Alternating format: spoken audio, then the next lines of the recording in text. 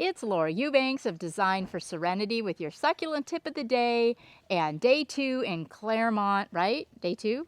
Wow, we got a lot done. Day 2 in Claremont in your succulent tip of the day. First things first, a little housekeeping. Happy birthday, Cathy Macias. Woo! You go, girl. I hope this is a great one. Have an amazing birthday and a tremendous year. Thanks so much for following. And thanks to all the followers that drove by today. We had 3 groups come through. And it is just such a pleasure to be here in Claremont. I went to Lowe's with Greg and I picked up this adorable little barrel cactus because I found a spot where I felt like I really needed it. And being so far away from my local nurseries, I was hoping that I could just find something at the box store. So as you know, and I'm still not done, and I'll as we walk through, I'll point out areas where I feel like I need a little something, something, but I really am trying hard to show admirable restraint here, guys. And I am thinking more and more about these plants in a year, 2 years, 3 years, and I'm trying to visualize it in my mind. You know, obviously these plants are easy to move around. We know this, but if I don't have to, all the better. This little spot right here, I really thought would benefit from something that didn't need irrigated, that was small, that, you know, made a big impact in the landscape. And, you know, there's nothing, this is so wet. At the box stores, the workers don't seem to understand, and they just water everything. So I feel like I rescued this little cactus from certain death. And it was the last one. This was the only little barrel cactus. And it's so funny too, because these are Altman plants from Oasis, and I pay so much for them up here. Oh my gosh, like double what I get for them wholesale in San Diego. It just cracks me up. But anywho, I'm just picking out the weeds right now. I can see some little weeds. I don't want those to get their legs. It's tricky, isn't it, to weed around a barrel cactus? Okay, so this is where I'm going to put it. It's far away from the sidewalk. We've got the protection of 2 boulders flanking it on either side. You know, I was mindful, and I continue to be, not to put anything pokey too close to the walkways or the sidewalk. You know, I want my little granddaughter to be able to run around out here without too much direct supervision. Yeah, she's a little top heavy. She's 2, almost 3, and very excited about the new landscape.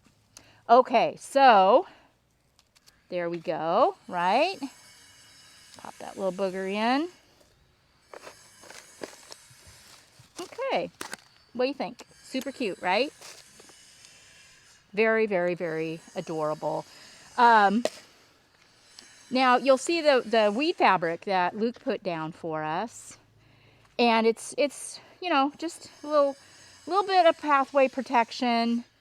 When I do an installation where I do have a lot of open space, I will often put fabric down. This does not mean there are not going to be any weeds. There will still be weeds because a lot of weeds are dropped from the air down and grow right on top and through the weed barrier fabric. But I feel like this will offer a little bit of protection. So we'll also pop some in over here, you know, where nothing is going to be planted. I mean, oh, Hannah, you got to go over there and look at those vignettes that you guys are putting together.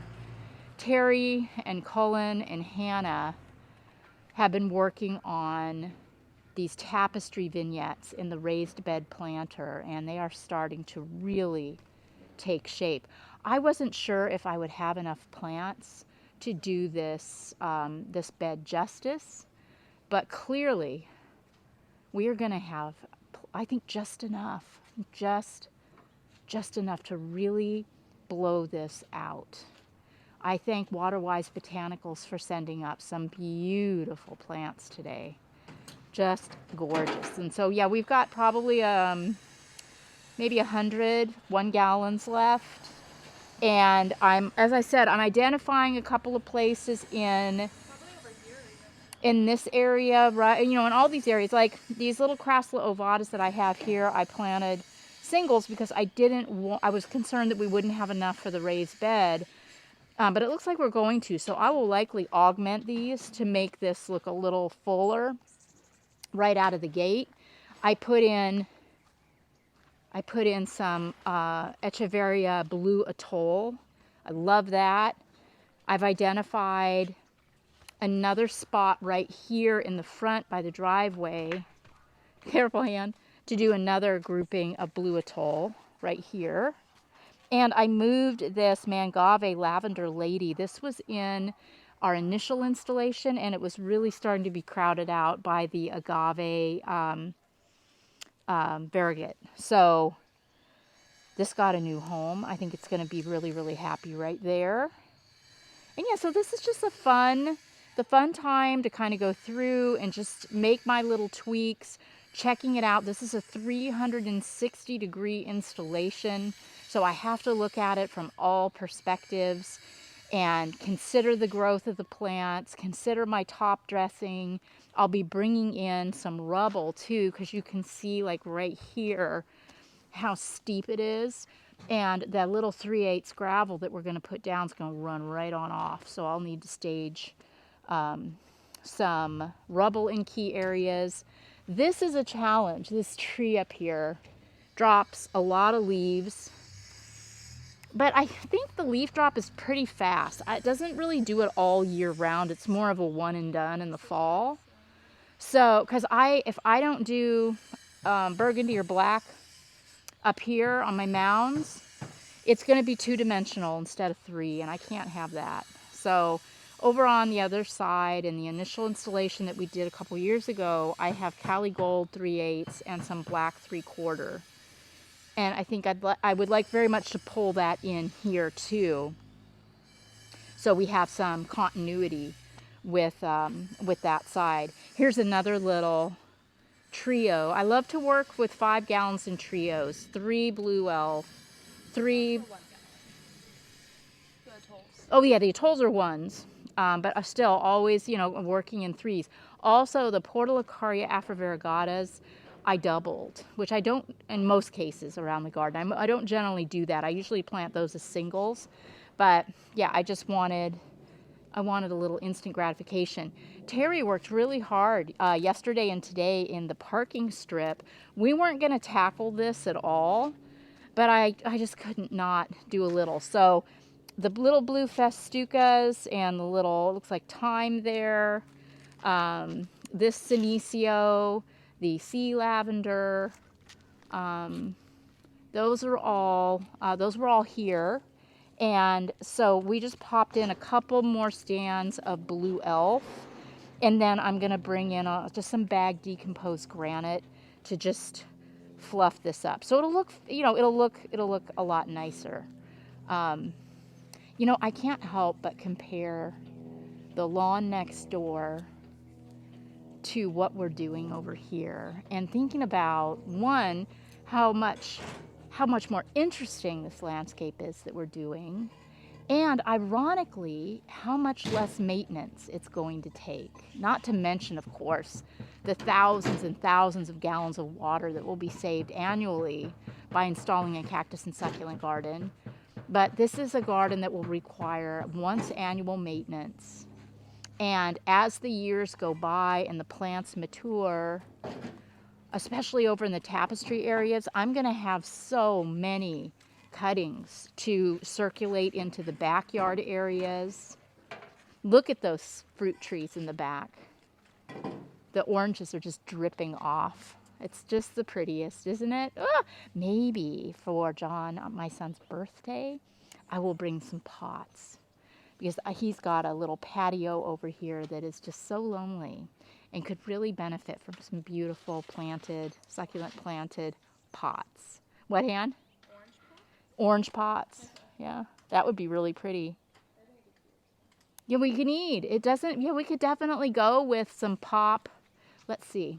Let's just try and see how orange looks. Because I think a pop of color, being on the bold side, is a good idea, because it's quite a monochromatic installation. Let's check and see how some orange would look in here. Or maybe we'll bring him some really cute talavera.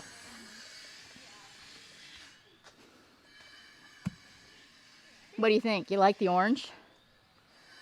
Yep.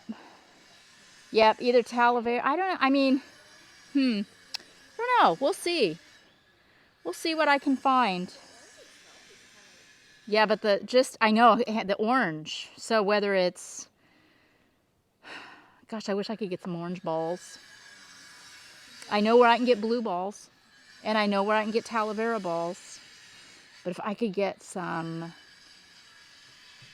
glazed orange balls, oh, that would be insane, wouldn't it? Anybody knows of any place where I can get me some big orange balls, let me know. Yeah, Hannah says, make your own. You know, you really could. You could spray paint. You could, in a pinch. So that might, we'll see. I don't know, but it's so fun because as the day kind of wears down and the crew's wrapped it up, I just kind of walk around and get inspired. And so will you. Your inspiration might not come quite as fast because remember, I do this every day of my life. But even in your own gardens, be okay with stepping away and coming back to it multiple times, and know that inspiration will always strike, that it doesn't have to be perfect right out of the gate, that a garden is always growing and always changing and always evolving, just like we are. So be patient with yourself. You may wonder too, some of you, what is going on with this aloe ferox down here. It's this was in the other installation, and it's got a lot of alomite, a significant amount of alomite, and I was going to try to excise or cut the alomite out of that and then treat it. But at the end of the day, I'm just not comfortable with it. It has too much. So I'm going to go ahead and cut and bag that and throw it away. Rip aloe. We have another little ferox over here that Waterwise Botanical brought. So aloe ferox will be represented in the garden. Oh my gosh. All right. So tomorrow we will hopefully definitely finish the planting. Hopefully finish the irrigation and be able to start possibly even with a little top dressing. Greg is also working on running some electrical out here so we can do some exterior illuminance. There's about 5 areas here. Oh, look at the hummingbird on the blue elf. Hannah says the hummers have been all over. Well, this is not their first rodeo. We have blue elf in the other installation, so they're probably aware that there is nectar here. Oh, that's so cute. So sweet. Anywho, I digress. Point is, tweak, tweak, tweak, tweak, tweak.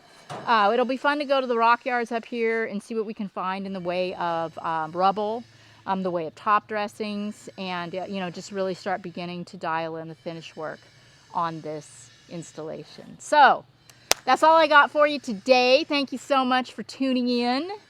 Again, thank you for such a warm welcome, Claremont and surrounding areas up here in Los Angeles. We are really enjoying ourselves. This has been Laura Eubanks of Design for Serenity with day 2 and your succulent tip of the day. Bye, guys.